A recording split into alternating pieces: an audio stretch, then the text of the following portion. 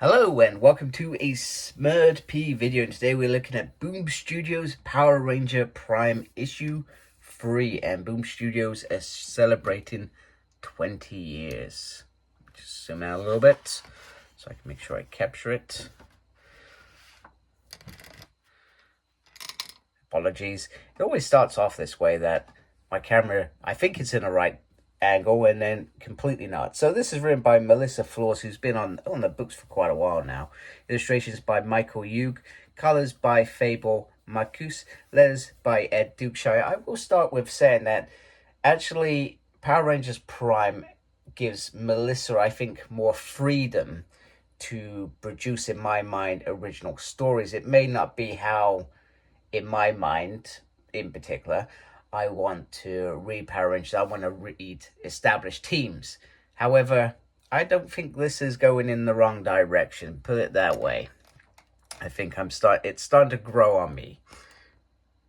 And I think it was always going to be like that anyway, because we had Mighty Morphin Power Rangers for, almost 10 years. So, we start with the governor showing this young refugee around, whose name I cannot, he's called Mark. And he is allowed to go work in this museum science place where they can do experiments, where he witnesses a certain artifact. And meanwhile, these two, there's a little bit of suspicion around these two and who they have in their place, and about trying to help them by trying to do the right thing and not get caught. But there are suspicions. Meanwhile, Mark talks about Orion and how Orion's really cool. He works at he's able to do experiments, etc. So he's a little bit more clever than he lets on. And he allows Mark to bring in strays like the dog as well as Lauren. So there are worse places for Lauren to arrive in place. Valentina is officially introduced to the group. Now they start talking about next stages, about what Lauren is going to do. Now Lauren's family are locked in Angel Grove, so the main goal is a prison break. However, to do that, she needs a morpher and a key to activate it, which are tools that were destroyed in the first issue. So Mark, yes, you've got it right. He saw an artifact that is, in fact, a morpher, and says, hey, we can get one. Meanwhile, the command center, as we know it, is not how we know it. It is, in fact, Command Your Center Luxury Retreat, and it's run by a certain RJ. Now, is this RJ who once ran a pizza parlor and also looked after the Power Rangers Jungle Fury team as the Lunar Wolf? It was Lunar Wolf, wasn't it? Or was that Wild Force? I may have got that one. I know it's a wolf, but whether it's a Lunar Wolf is another thing. So, yeah, Rita, of course, doesn't like this, even though it's a powerful stay place. Well, she pretty much destroys it anyway. She doesn't kill anyone, which is great. And then she learns the Arturians have colonized Earth, so she's left one jail to end up in another one. So she then asks Bulk what he thinks of the Power Ranger. I'm starting to like this little thing. He's like a squat. I think that comparison has been made before. So the newly found friends, or growing friendship, are entering the History Museum, which is great. Valentina is probably a little bit jealous because she's never sort of seen this or had privilege to this, whereas they've had. So she starts discussing with Lauren the whole plan, and it's about power. So I feel like Valentina, if done right, could go down the dark path at some point in the future, but one that is slowly built, I feel, would be a good progress in my mind. I always like a slow burn, not too slow, but slow enough in the background these things happen. That's what I hoped would happen with Matt Cook, and that ended. Matt Cook's story just ended up fizzling out and almost in some ways seemed a bit pointless in Mighty Morphin Power Rangers. So, Valentina says, "What, you don't want power? Yeah, I guess you got noble motives, I guess." And she says, I'm trying to survive." Literally. Rita is also breaking into the same place, and unlike the Rangers sneaking in, they're not Rangers yet, but they will be Rangers. We all know that that's going to happen.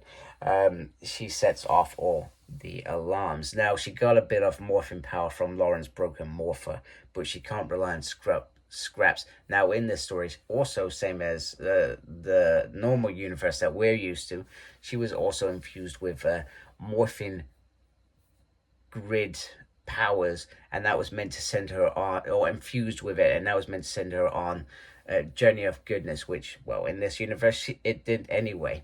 And then Bulk says the morphing grid is a myth. So she's like, so she just calls him a moron, basically. So the alarm's going off. The Rangers are hurrying. However, it is too late. They are confronted by Rita and her minion. And she says, "You've got to run now. This is a mix of magic and power."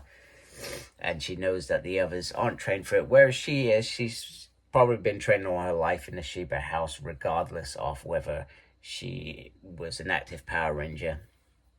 So, next thing, guards are obviously coming in during the battle. Some nice fight scenes there. And the VR troopers have arrived. However, this is pretty much the only scene with them. I do think it's very cool that they are in there.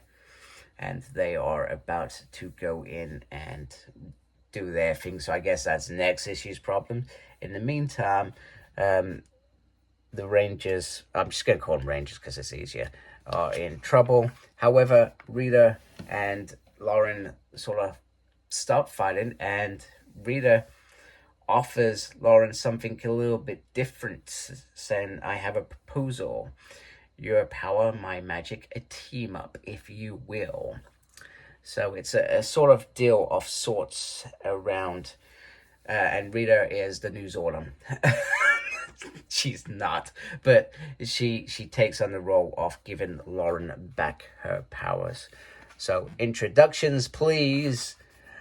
Ranger Prime, and let's just have a closer look. Usually I would just wrap it up quite quickly, but let's take the opportunity just to have a closer look at that uniform.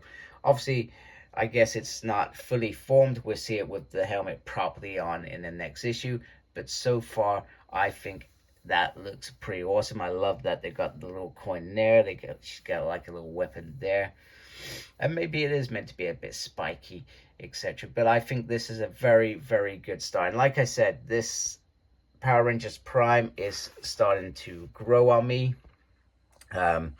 And like I said, it gives Melissa more freedom in terms of being able to produce original stories.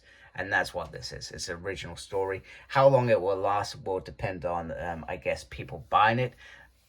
A lot of people would brought Mighty Morphin Power Rangers for that nostalgia feeling and getting in